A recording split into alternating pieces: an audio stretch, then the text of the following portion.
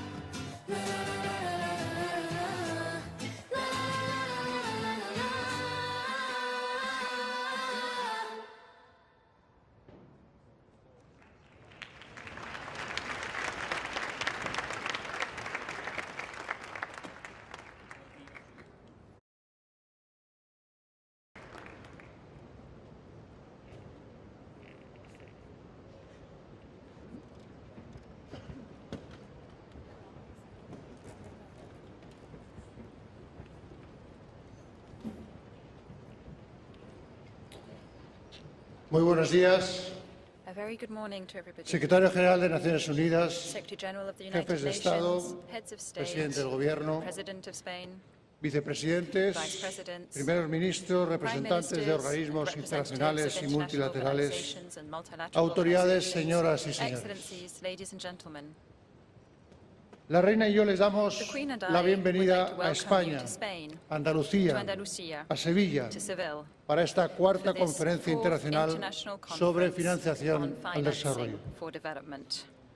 Esta ciudad abierta al mundo, que es Mediterráneo, que es Atlántico, que es Europa y es Iberoamérica, les acoge con los brazos abiertos porque es consciente, como somos todos los españoles, de la trascendencia del mensaje que ha de salir de esta cumbre, un impulso renovado y vigoroso de la Agenda para el Desarrollo Sostenible. España está orgullosa de haber sido designada como país anfitrión fruto de su trayectoria y su compromiso creciente con el multilateralismo y la cooperación internacional en las últimas 4 décadas. Sevilla, la primera ciudad europea que acoge esta cumbre, sucede a Monterrey, a Doha, a Addis Abeba, como punto de encuentro en torno a una pregunta esencial: cómo reforzar el marco de financiación para el desarrollo en un tiempo de enorme complejidad. Les deseo que su voz se escuche alta y clara, que salga de aquí una nueva hoja de ruta basada en lo concreto, en lo tangible, en lo realizable, porque en estos tiempos no hay mejor argumento que la concreción para llegar al conjunto de la comunidad internacional. Señoras y señores delegados, esta conferencia debe ser un éxito porque la cooperación internacional es una de las vigas maestras del mundo multilateral, la plasmación máxima de los valores que lo alientan, sobre todo en la actual coyuntura histórica, cuando muchas certezas se disuelven y muchos miedos e incertidumbres toman cuerpo. Quiero por ello aprovechar esta tribuna para subrayar 3 ideas. La primera, que en un mundo en constante cambio, la cooperación sirve para construir el futuro de sus destinatarios, pero también un presente del que somos todos, el conjunto de la comunidad internacional, partícipes y responsables. Porque la realidad es una sola, no es posible fragmentarla, no funciona en compartimentos estanques. Y en este contexto, la Agenda de Desarrollo Sostenible, adoptada en 2015, a 5 años de la fecha que fijamos para su cumplimiento ahora, mantiene una vigencia plena, porque los desafíos globales siguen sin admitir aplazamiento. Necesitan un nuevo impulso en nuestro esfuerzo colectivo. Y es el tiempo de dárselo, con convicción, con eficacia y con garantías de corresponsabilidad. La segunda idea es que en un tiempo en el que los desafíos son enormes y hay una evidente falta de financiación, la única respuesta posible es la eficacia. El lenguaje de la eficacia es el que ha de definir esta conferencia, el que estará presente en su documento de conclusiones, en el compromiso de Sevilla, fruto de un consenso que es en sí mismo un gran motivo de celebración, y el que estará presente también en la plataforma de acción de Sevilla, una plataforma destinada a tejer alianzas y movilizar recursos en torno a los objetivos de desarrollo sostenible. Su desempeño, su capacidad de generar círculos virtuosos, palancas de desarrollo y prosperidad, será la mejor defensa del multilateralismo. Y la tercera idea es que el tránsito vertiginoso que estamos viviendo hacia una nueva geopolítica no puede ni debe desembocar en una enmienda a la totalidad al mundo del derecho, al mundo de la solidaridad, de la dignidad humana, al mundo que se contiene, entre otros textos, en la Declaración Universal de los Derechos Humanos y la Carta de Naciones Unidas. Debemos estar muy vigilantes para que esto no suceda. Pese a las dificultades, debemos persistir en el largo camino de la diplomacia multilateral. No porque creamos que sea siempre el camino más rápido o directo, ni porque nos neguemos a ver sus evidentes fallas, sino porque sabemos a dónde han conducido otros caminos a lo largo de la historia. Las Naciones Unidas, sus organismos especializados, sus agencias, deben seguir ocupando un papel central como cauce y estímulo de tantos procesos de diálogo y cooperación.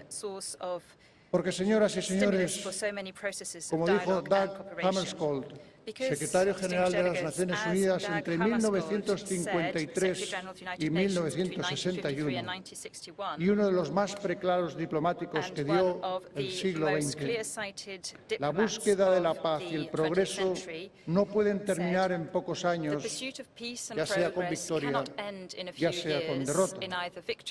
En la búsqueda de la paz y el progreso, con sus ensayos y errores, sus éxitos y sus fracasos, nunca podemos relajarnos y nunca debemos abandonar. Persistamos en esa búsqueda. Hagamos de la Conferencia de Sevilla un nuevo hito en la agenda de desarrollo. Se lo debemos a la generación de nuestros padres y abuelos y también a la de nuestros hijos y nietos. Y se lo debemos a todos aquellos que en nuestro propio tiempo carecen de la voz y de la energía para clamar por un mundo mejor y más justo. Por ellos, por nosotros, el desarrollo sostenible es una causa que jamás debemos dar por perdida. Muchas gracias y mucho éxito.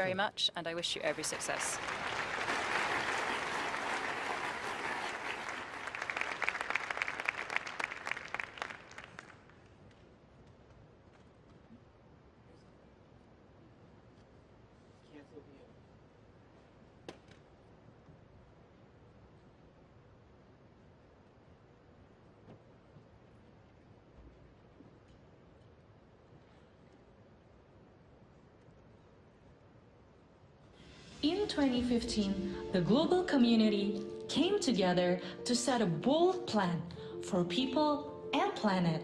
Yet today, the Sustainable Development Goals are off track, and the financing gap to meet the goals has soared. In Sevilla, our challenge is to renew commitment to financing the agenda so that countries are empowered to leverage resources to fund education, health, and other essential services for all, so that private capital is unlocked to invest in opportunities across all countries at scale. For international development cooperation that finances for maximum impact, crowds in other resources, and builds global solidarity. For international trade that spurs development, creating jobs and sharing knowledge. For a debt framework that delivers for development, lowering borrowing costs and resolving debt crises effectively and fairly. For a reformed international financial architecture that is inclusive and better protects countries from shocks and crises. And for a world where science, technology, and innovation work to solve our biggest challenges. This is the moment to renew the spirit and hope of the SDGs, to build unity, to turn commitments into action. For people, for the planet, and for generations to come.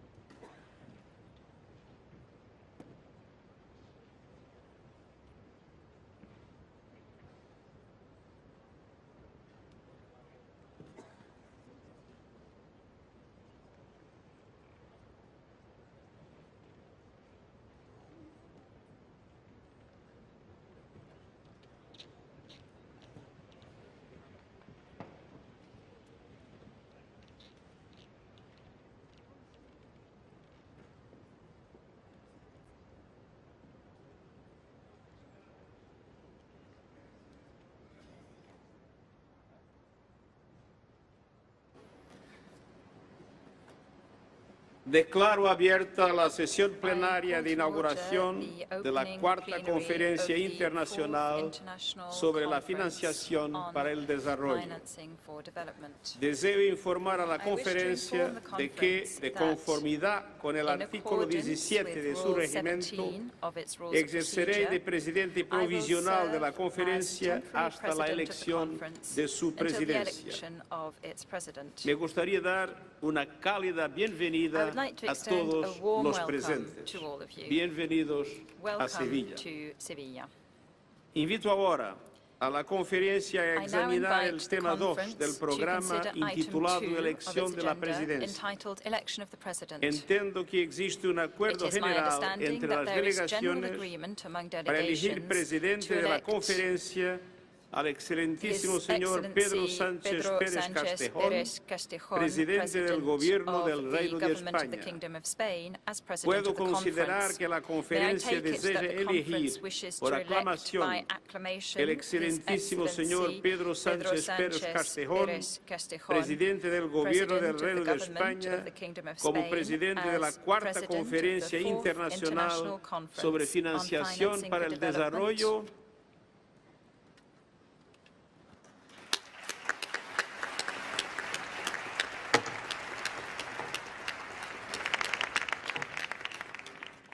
Así queda acordado. Felicito a su excelencia por su elección y lo invito a tomar asiento en el estrado para hacerse cargo de los trabajos de la conferencia. Y pido al protocolo que acompañe a su excelencia.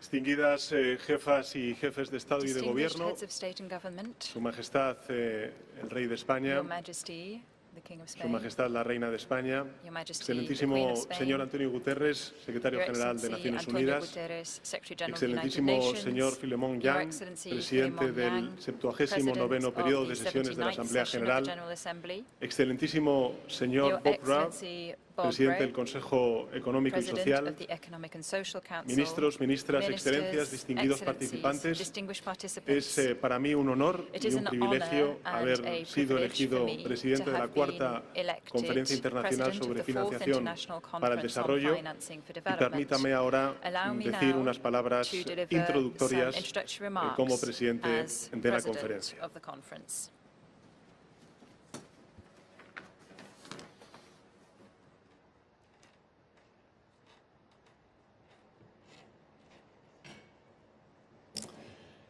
Buenos días y bienvenidos a todos y a todas a esta Cuarta Conferencia Internacional sobre Financiación para el Desarrollo.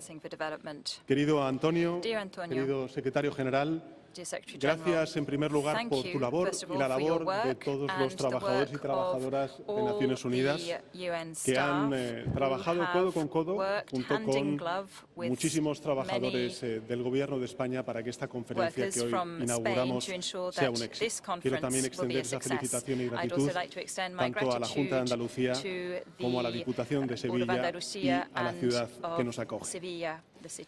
Excellencies, delegates, authorities, our time is now and our place is here. We have gathered because billions of people's and lives depend on the decisions we make these days, on whether we choose ambition over paralysis, solidarity over indifference, or courage over convenience. Chers amis de tous les continents, le monde nous regarde, pas seulement pour ce que nous disons, mais pour ce que nous sommes prêts à faire ensemble. Face à ces défis historiques, soyons à l'auteur. Les acoge Sevilla, una ciudad donde siglos atrás el mundo pareció concentrarse en un solo lugar. Sevilla fue un cruce de culturas, de lenguas, de intereses que la convirtieron en una sede oficiosa de la diplomacia global.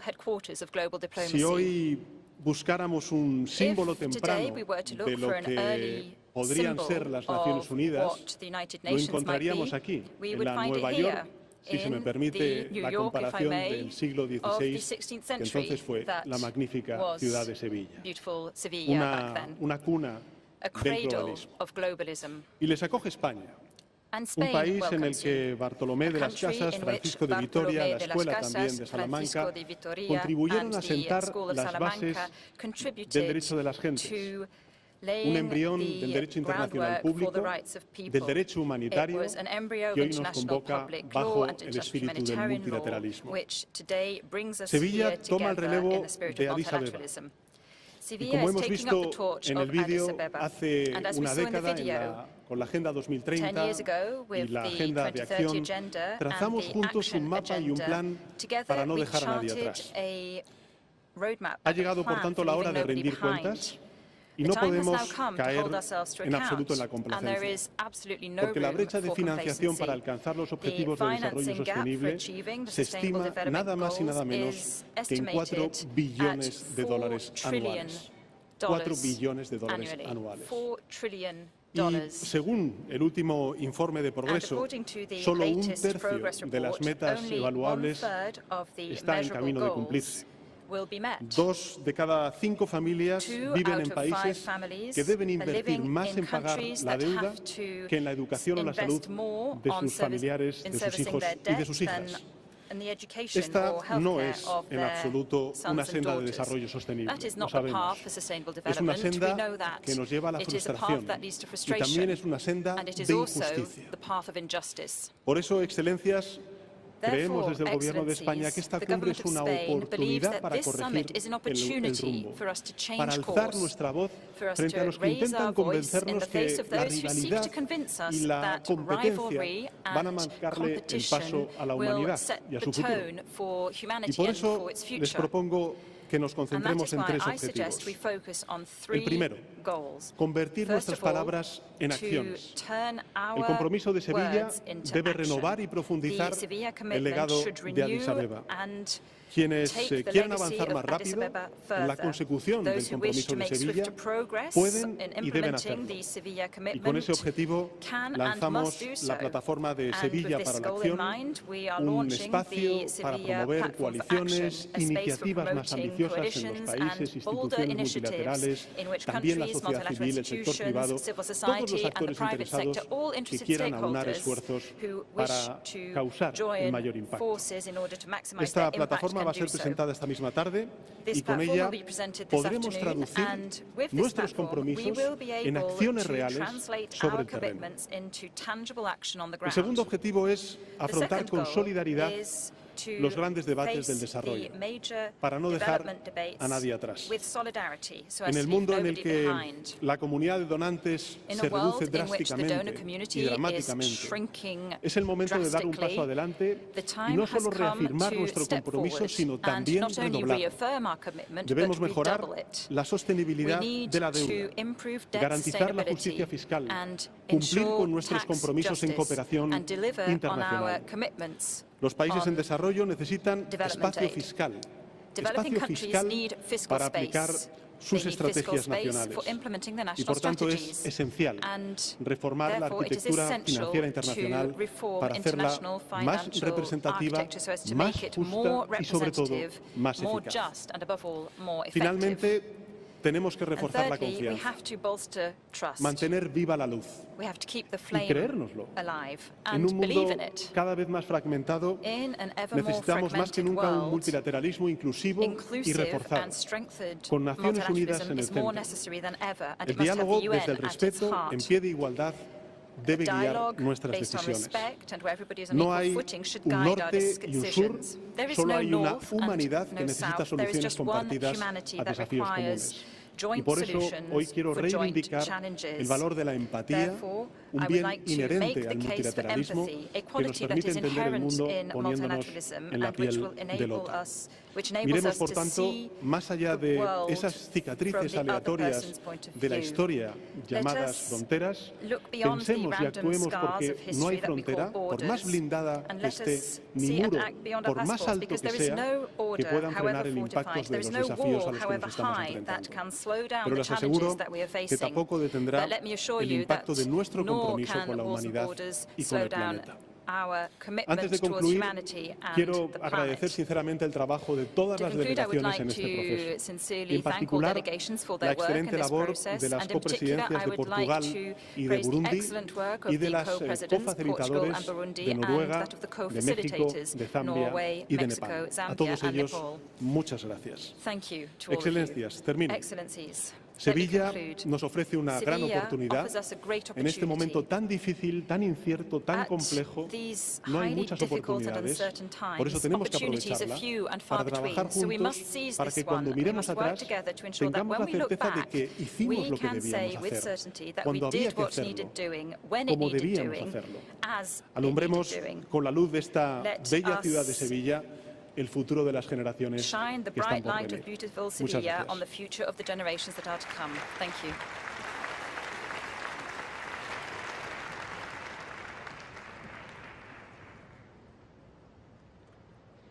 Muchas gracias. Y ahora invito en primer lugar al excelentísimo señor Antonio Guterres, secretario general de Naciones Unidas, a dirigirse a la conferencia.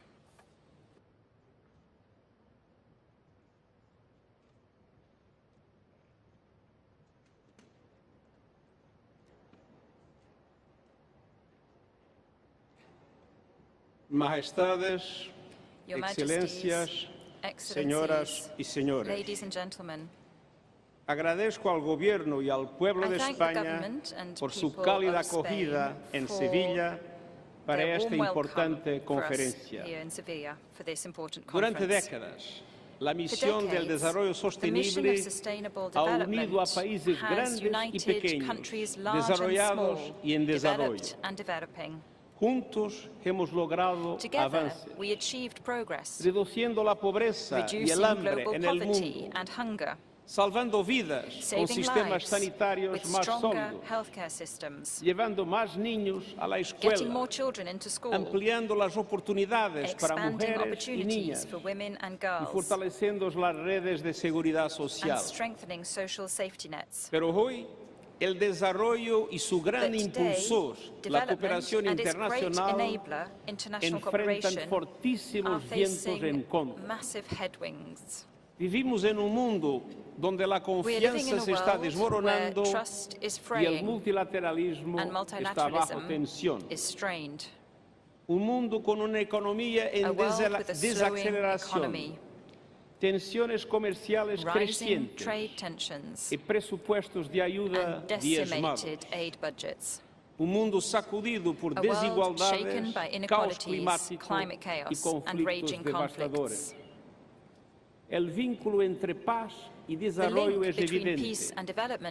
9 de los 10 países con los indicadores de desarrollo humano más bajos se encuentran actualmente en situación de conflicto.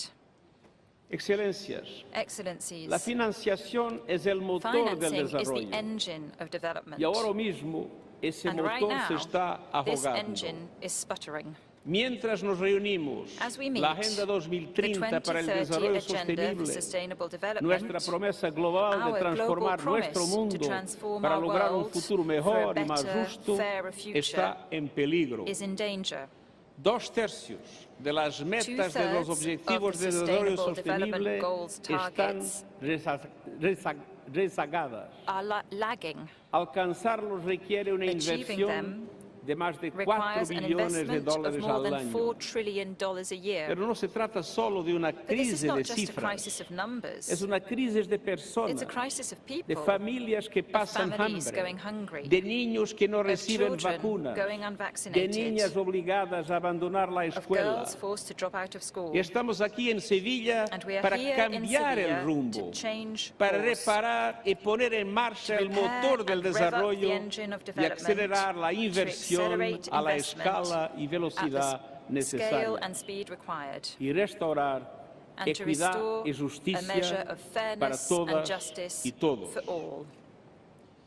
Excellencies, the Sevilla commitment is a global promise to fix how the world supports countries as they climb the development ladder. I see 3 areas of action. First, we must get resources flowing fast. Countries must lead by mobilizing domestic resources and investing in areas of greatest impact: schools, healthcare, social protection, decent work and renewable energy. Unlocking these investments requires strengthening tax systems and tackling illicit financial flows and tax evasion, and helping developing countries dedicate a greater share of their tax revenue to the systems people need. The Sevilla commitment calls on developed countries to double their aid dedicated to domestic resources mobilizations to support this.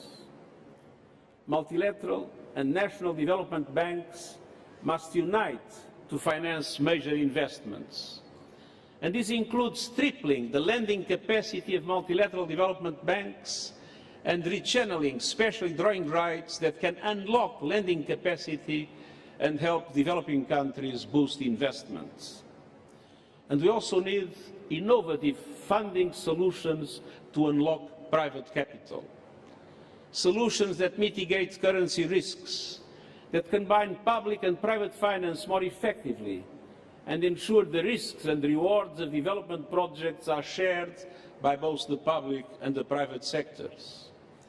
And that ensure financial regulations assess risk appropriately and support investments in frontier markets. Second, we must fix the global debt system, which is unsustainable, unfair and unaffordable. With annual debt service of $1.4 trillion, countries need and deserve a system that lowers borrowing costs, enables fair and timely debt restructuring, and prevents debt crises in the first place. And the Sevilla commitment lays the groundwork, with other aspects, by also creating a single debt registry for transparency and promoting responsible lending and borrowing, by lowering the cost of capital through debt swaps and debt management support, and through debt service pauses in times of emergency. And third, we must increase the participation of developing countries in the institutions of the global financial architecture. The present major shareholders have a role to play, recognizing the importance of correcting injustices and adapting to a changing world. A new borrowers forum will give voice to borrowers for fairer debt resolution and fairer debt resolution, and to foster transparency, shared learning and coordinated debt action. And we need a fairer global tax system shaped by all, not just by a few. Excellences, Mesdames et Messieurs, cette conférence n'est pas une affaire de charité. Il s'agit de rétablir la justice et de permettre à chacun de vivre dans la dignité. Cette conférence n'est pas une affaire d'argent. Il s'agit d'investir dans l'avenir que nous voulons construire ensemble. Merci à toutes et à tous de participer à cet effort essentiel et ambitieux.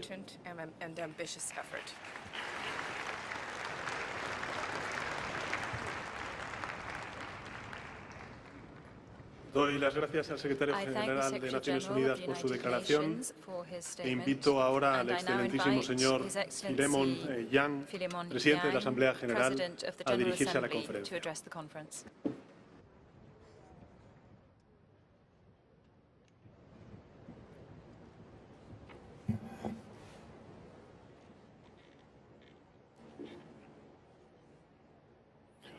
Your Majesty, the King of Spain, Your Excellency, President of the Government of Spain, esteemed heads of state and government, United Nations Secretary General Antonio Guterres, Excellencies, ladies and gentlemen, it is an honor to address the 4th International Conference on Financing for Development. I thank the government and people of Spain for hosting us in Seville. Despite the challenges the world faces, we meet today at a determining point in our history. Both the United Nations, now in its 80th year, and for the 2030 Agenda for Sustainable Development, which is central to achieving the United Nations' most foundational aims.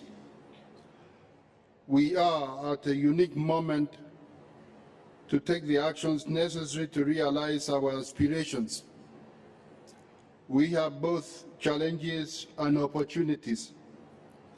First and foremost, we need to renew our trust in multilateralism with the United Nations as its center. And secondly, we must lay the necessary groundwork to fully achieve the Sustainable Development Goals. And to do so, we need the political will of all of us gathered here today. Global solidarity across peoples and nations, the financial resources that exist and can be channeled towards progress.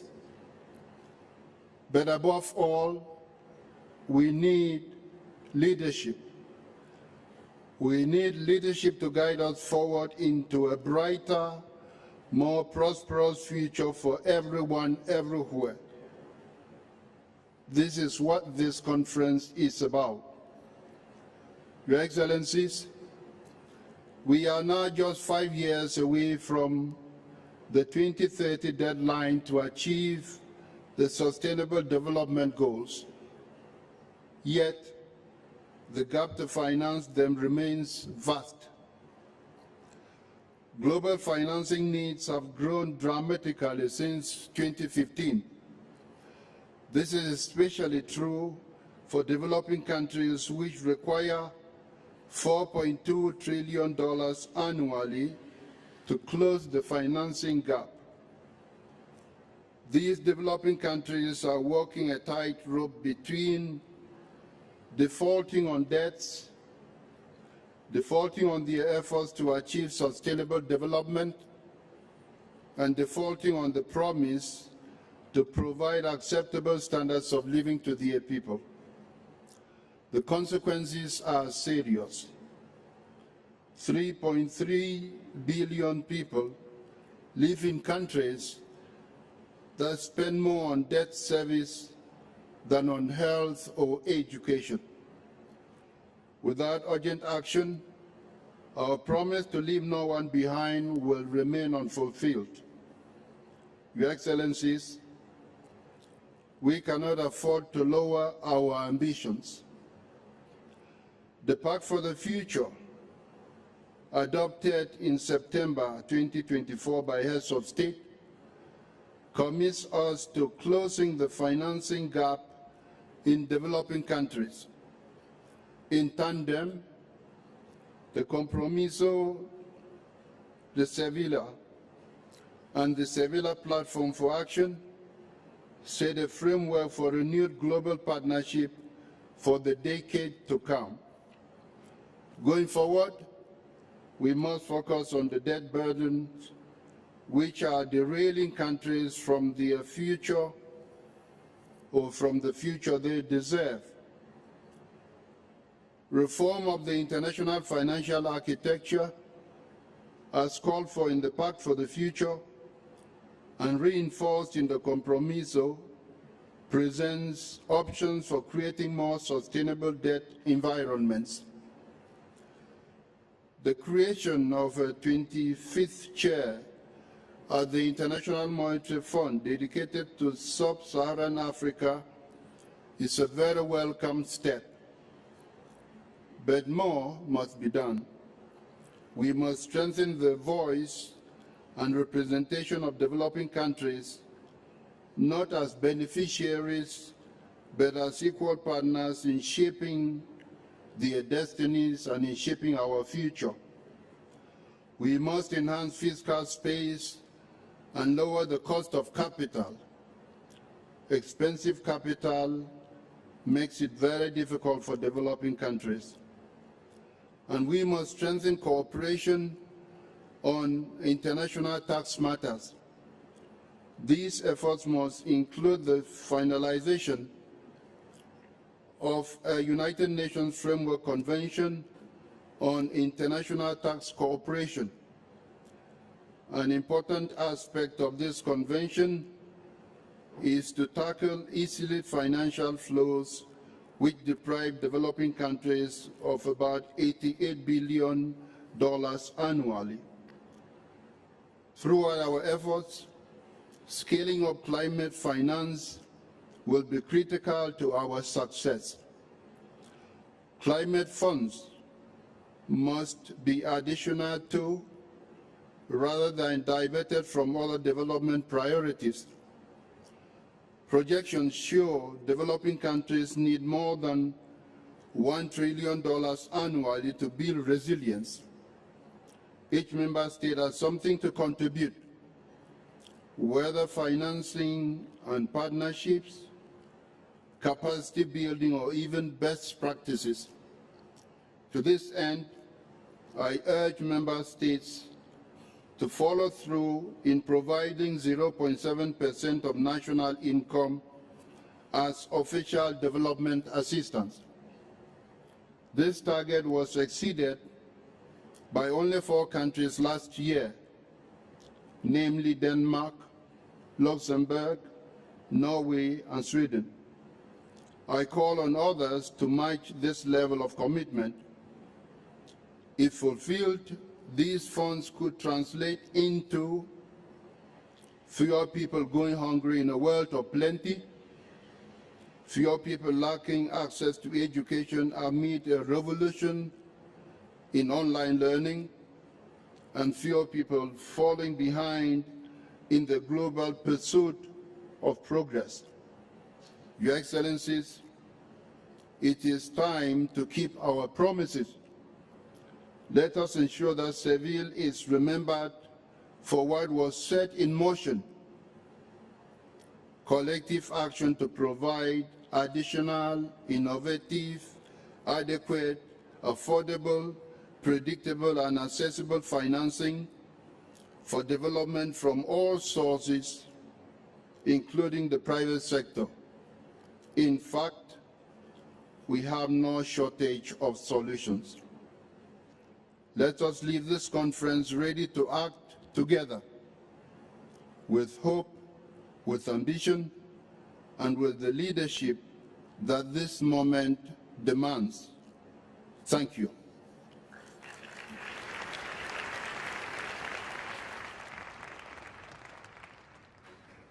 Doy las gracias al presidente de la Asamblea General por su declaración y ahora invito al excelentísimo señor Bob Wright, presidente del Consejo Económico y Social, a dirigirse a la conferencia.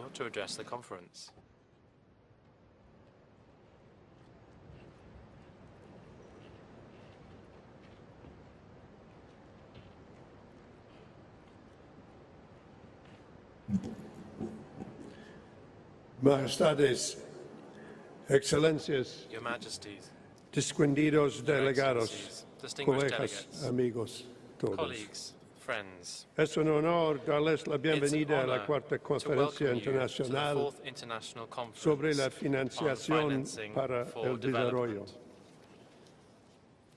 Nos reunimos en Sevilla We en are un meeting momento crucial, in Seville at a critical lleno time, de posibilidades, full of possibilities, pero también de but also responsabilidades. responsibilities. Alrededor del mundo, Around the las world, prioridades políticas political están priorities cambiando. are changing.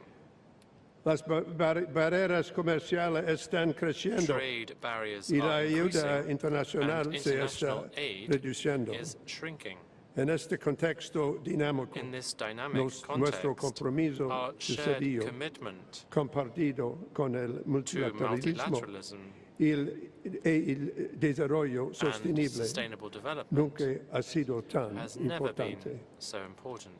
Por eso estamos aquí That is why reunidos we are gathered here today, para to reafirmar reaffirm nuestros our compromisos commitments y diseñar a and nuestro to set futuro out our colectivo, collective future, para superar las fracturas de to nuestro overcome sistema the financiero global, fractures within our para global equiparnos financial con las system, herramientas to y nos permitan equip responder ourselves with the mejor tools that will a allow los us retos better to de hoy respond to the y a las challenges of today necesidades de and mañana to meet the needs y of para tomorrow, construir un nuevo camino and to build a que sea new path justo, that is inclusivo fair, y inclusive sostenible. and sustainable. Esta es nuestra oportunidad This única is a unique para opportunity for us remodelar to y remodel mejorar and la improve arquitectura the financiera global financial global. architecture. My friends, the stakes could hardly be higher. Financing needs for sustainable development have increased dramatically, and we have all an obligation to work collectively to be able to successfully respond to these critical needs. Climate finance is critical to address mitigation and adaptation needs of countries. The most vulnerable, from the least developed countries to small island developing states, continue to shoulder the heaviest burdens, and at the same time, they are given the fewest resources. We need tangible progress for the most vulnerable. It was a wise person who once pointed out that strategy without resources is better called hallucination. We have come a long way. Since the end of the Second World War, the 80 years that we are now recognizing today as the key anniversary for the United Nations, let us at least recognize that the global economy has been transformed, that billions have been lifted out of poverty, that we have in fact seen a tremendous increase in living standards, in education and healthcare across the world. This progress does not only come from international institutions like the UN, the World Bank, the International Monetary Fund, but also from critical national and local efforts, what we call mobilizing domestic resources. This is what has helped to build the world we now live. It comes from not just governments, it comes from civil society, it comes from companies and workers who are creating wealth in partnership. Partnership is a word we have to get more used to as we see our resources around us dwindling. We simply must break down the silos that exist in every one of our institutions and between all of our institutions if we are going to succeed. But there is still an opportunity for us to reimagine how we can reinvest in the pillars of sustainable development, planet, peace, prosperity, and yes, once again, a word we must use often, partnership. Let me suggest this opportunity requires bold and sustained action in 4 key areas, and many of my colleagues from the podium have mentioned these as well. I just want to emphasize them. The first is that we have to close the financing gap for the Sustainable Development Goals. That is going to require greater resources from each and every one of us. Second, we have to continue to improve the global financial architecture to make it more representative, to make it more responsive, and to make it more resilient. All of the elements that this requires have been set out by the Secretary General and the President. Third, we must build trust Trust starts with each one of us having faith in ourselves. Trust means complete honesty and transparency and predictability in our relationships. Trust means renewing our commitment to multilateralism. I can't overemphasize how trust is the central key component to the world in which we live. Its presence makes everything happen. Its absence creates chaos. Fourth, we have to continue to fight our common enemies and at least have the recognition that they are our common enemies.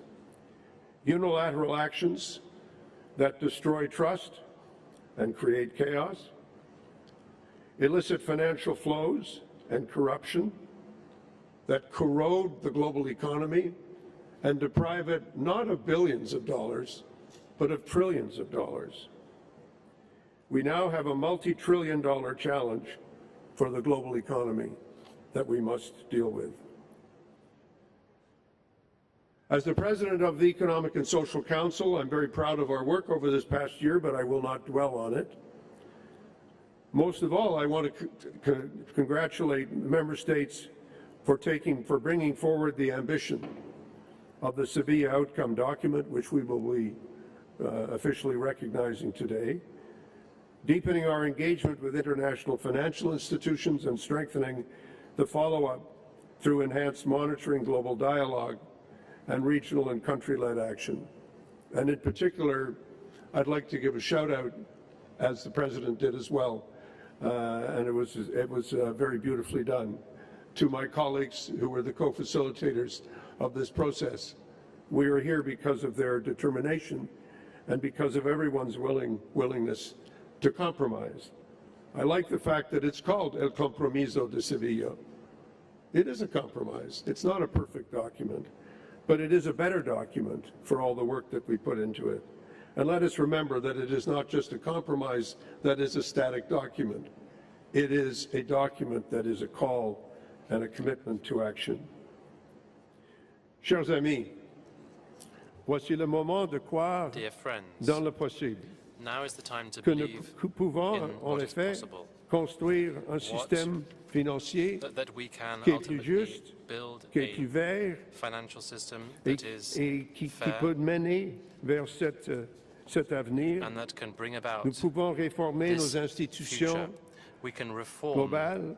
these Nous pouvons global créer des institutions institutions qui reflètent so mieux that les réalités d'aujourd'hui. truly Et nous reflect pouvons today's mobiliser realities. toutes les ressources de And la we finance can also pour mobilize un all développement sources of durable, finance for sustainable pour le development, climat for et pour la climate justice action sociale. and social justice. Effectivement, c'est le multilatéralisme qui doit livrer, comme on dit dans mon Multilateralism pays, must qui doit livrer deliver. la marchandise. Nous avons une obligation de montrer que nous pouvons faire notre travail. Multilateralism must come up with the We are goods, here in and we must Seville show this. to build a financial system that serves humanity. It sounds like an impossible task, but in fact it can be done. But let me suggest a simple formula that the future is not inherited. Looking around this great city, we see what people built and have built over hundreds, indeed thousands of years. We inherit that, but we have to build other things. We have to build our own buildings, our new partnerships, our new political will. And if I may, I've done this before last week, so I have to ask the DG and the DSG to forgive me for repeating it, but I will because I think it's important to remember. It was a Canadian poet, Leonard Cohen, who pointed out that we should ring the bells that still can ring, but we should forget any notion of perfect offerings, because there is a crack. There is a crack in everything, and that's where the light gets in. We have to keep looking for this light. We have to bring the light into what it is that we do. And let us seize this moment, as we say in yet another language, not yet official at the United Nations, carpe diem. We have to seize the day, to pick the day, pick this time, to make this difference, to celebrate what we have done, but to recommit to the actions that are required. Thank you very much.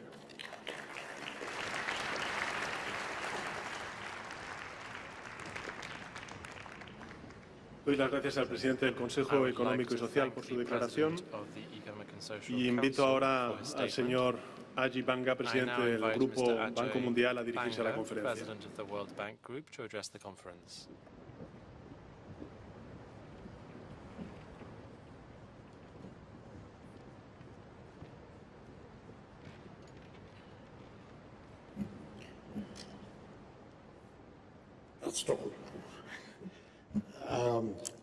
Your Majesties, President Sanchez, Secretary General Guterres, distinguished guests, I think we are at an inflection point for development.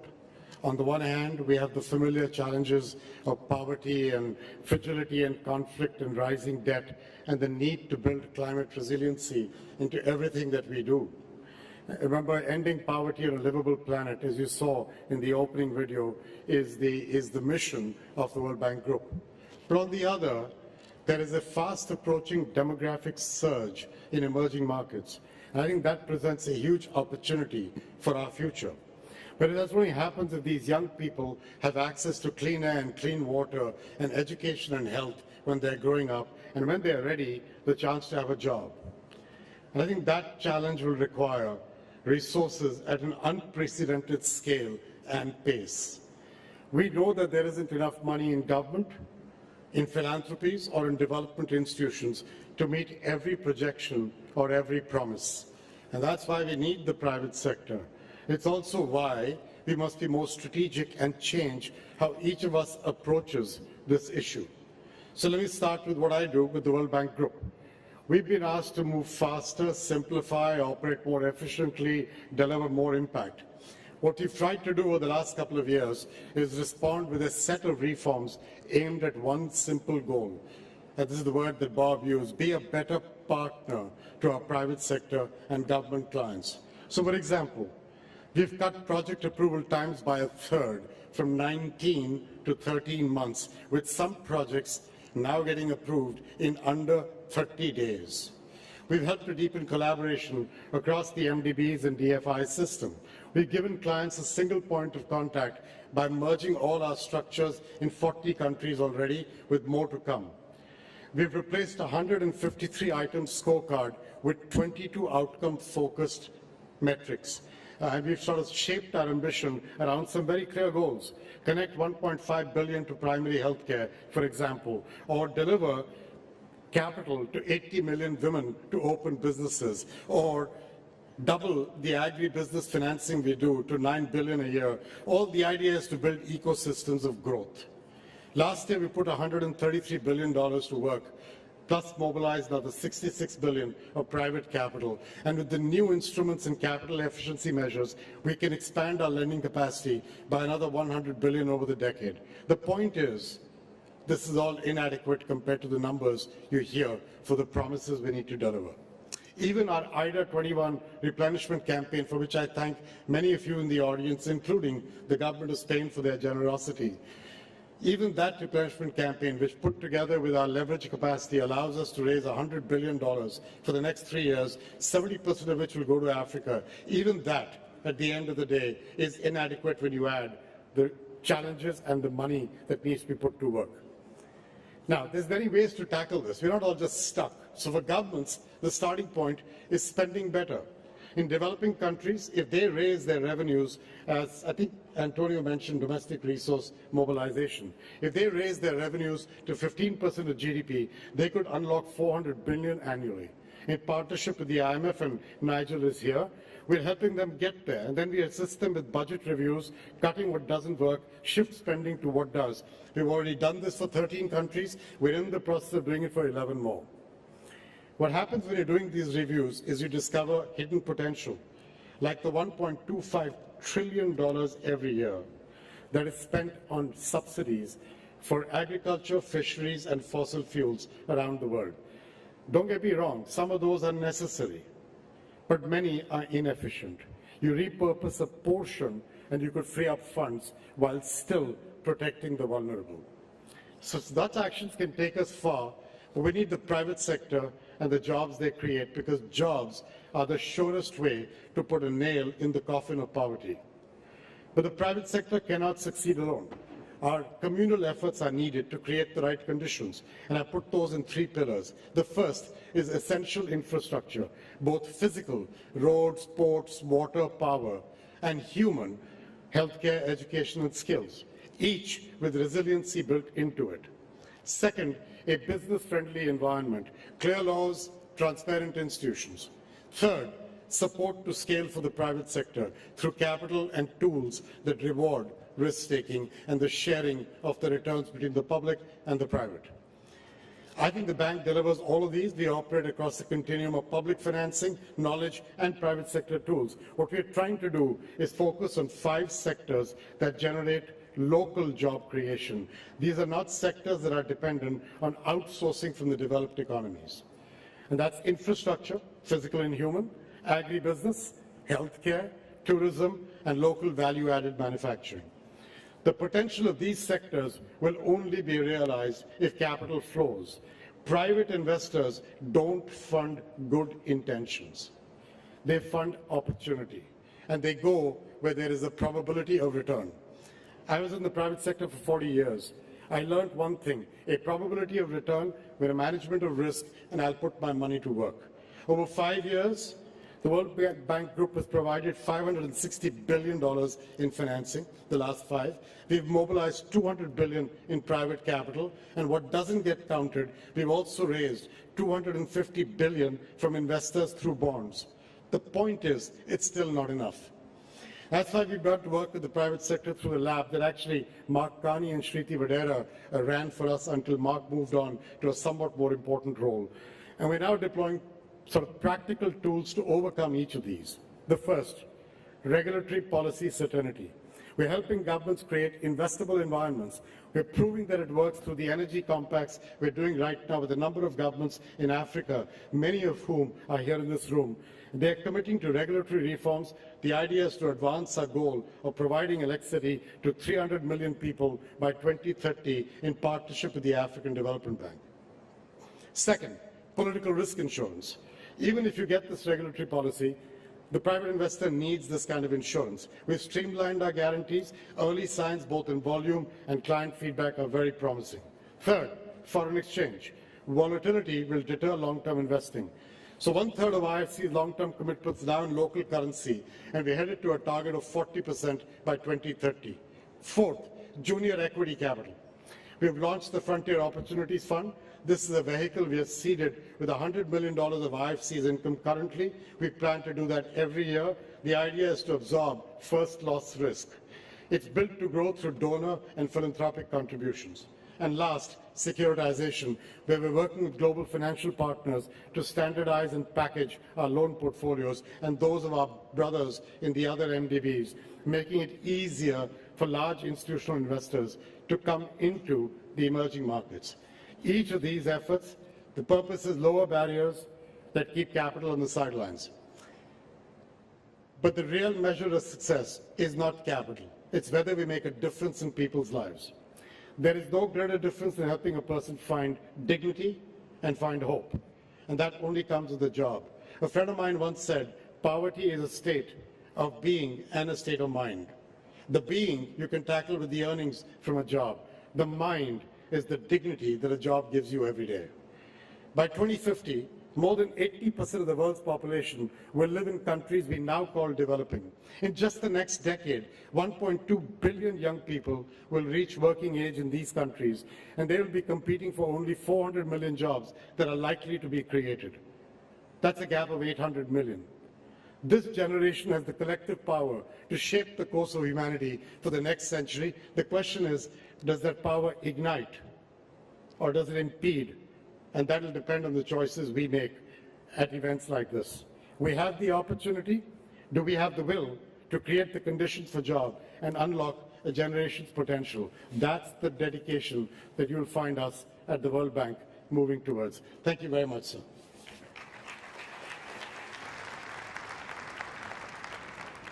Doy las gracias al presidente del Grupo Banco Mundial e invito ahora a la señora Ngozi Okonjo-Iweala, directora general de la Organización Mundial del Comercio, a dirigirse a la conferencia.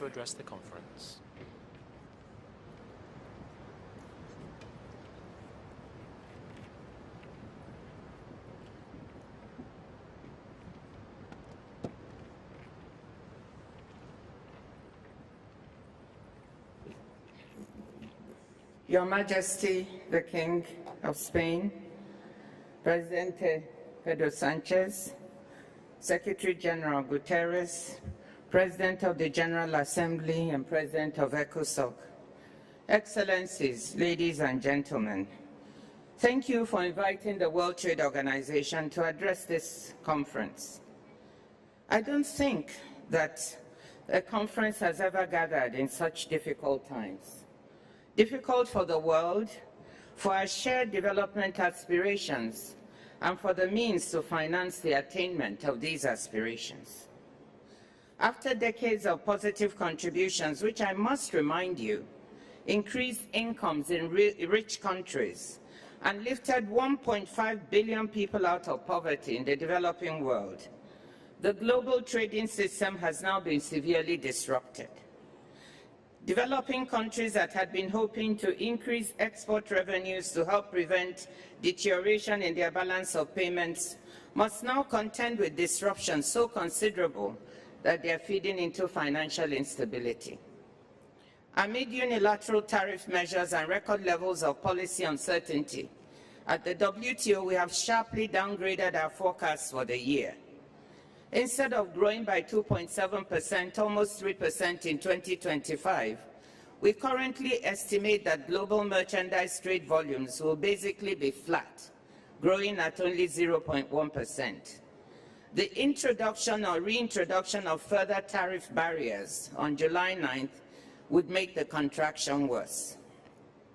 This is why we have argued that least developed countries as a group and Africa as a region should be exempted from these reciprocal tariffs, so we can better integrate them into the world trading system, not further exclude them, so that they can stand a better chance to earn the resources with which to deliver on the Sustainable Development Goals. So where do we go from here? The outcome document, Compromiso de Sevilla, rightly recognizes international trade as an engine for development. It is through trade that you can help earn your own domestic resources to finance your development. We therefore need to bolster stability and predictability in global trade. This involves action at multiple levels. First, we need to shore up the 74% of global goods trade that continues to cross borders on the basis of the WTO's most favored nation tariffs. And we need to ensure more countries can seize exciting opportunities to earn more resources to finance themselves through services, digital, green, and blue trade. Second, we believe that cooperative solutions to existing trade problems, not unilateral approaches, are the best way to go. But at the same time, we need to ask ourselves, how did we get here? And we need to respond to legitimate criticisms by the United States, the European Union, developing countries and others that have been raised by trying to listen to these criticisms and reform and reposition the World Trade Organization. We must not waste this crisis if the WTO is to continue to offer a good value proposition for its members. Ministers must step up at the upcoming 14th Ministerial Conference in Cameroon and embrace and push forward the necessary reforms. We need to complement these multilateral reforms by also stepping up ongoing economic integration at the regional level in Europe, in Africa, Asia, and Latin America. Most regional agreements are built on the WTO platform and complement the WTO. Deepening them would strengthen the international trade architecture and foster greater certainty in trade. Third, to unlock trade, we need to unlock and leverage investment and trade finance. As the outcome document recognizes, attracting domestic and foreign investment to countries and communities on the margins of the global economy is vital to make growth inclusive. At the WTO, we are poised to contribute positively to this agenda with our new plurilateral instrument for investment facilitation for development, which will complement all the things that Ajay said they are doing at the World Bank. Fourth, we need to reduce trade finance gaps in developing countries. This would help accelerate trade and improve countries' fiscal positions. Our studies with the International Finance Corporation show that only 10 to 25% of goods trade is financed in many developing countries. Doubling this coverage would boost trade flows by an estimated 8% per year on average and allow countries to earn more of their own domestic resources. Fifth and finally, at this World Financing for Development Conference, with so many leaders present, I must reiterate what Ajay Banga said. I want to emphasize once again that we have large amounts of financing locked up in harmful subsidies, which we should seek to repurpose. He mentioned 1.2 trillion. Actually, if you add some of the ones on agriculture and water and fisheries, harmful fisheries subsidies, we have almost $2 trillion locked up in subsidies that are doing more harm than good. Recognizing the political difficulties involved in phasing out subsidies, I know this is not easy.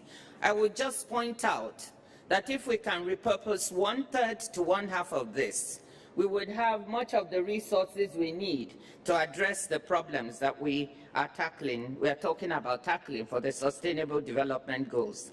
At the WTO, we have done our part. We have delivered on SDG 14.6 on phasing out $22 billion in harmful fisheries subsidies that lead to illegal, unregulated and unreported fishing of our oceans. 102 countries have ratified this agreement so far. We need only 9 more for it to come into effect. So if your country has not ratified, please do so immediately so we can fully deliver on this SDG. In conclusion, Excellencies, yes, we are in difficult times and we face tough constraints, but we still have room to act at home and with each other to put sustainable development and financing back on track.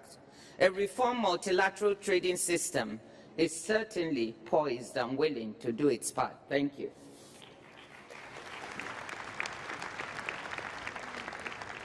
Doy las gracias a la directora general de la Organización Mundial del Comercio por su declaración e invito ahora al señor Nigel Clark, subdirector gerente del Fondo Monetario Internacional, a dirigirse a la conferencia.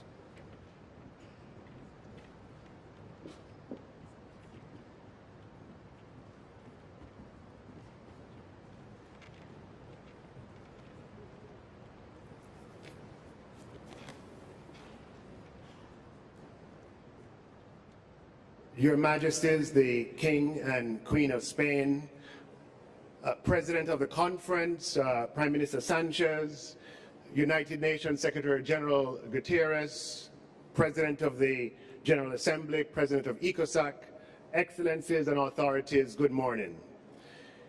Thank you for the opportunity to speak to you today on behalf of the International Monetary Fund. It's a great honor to join you at this, the 4th Financing for Development Conference. This conference comes at a particularly challenging time. Once again, the resilience of the world economy is being tested. Uncertainty is escalating as major policy shifts reshape countries' priorities. And despite progress that has been made on trade talks and the scaling back of some tariffs, trade policy uncertainty indicators are off the charts.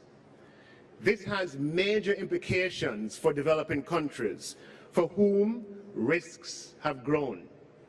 Risks to short-term and long-term growth, risks of tightened financing conditions, and, yes, risks to their development agenda, including due to cuts in overseas development assistance.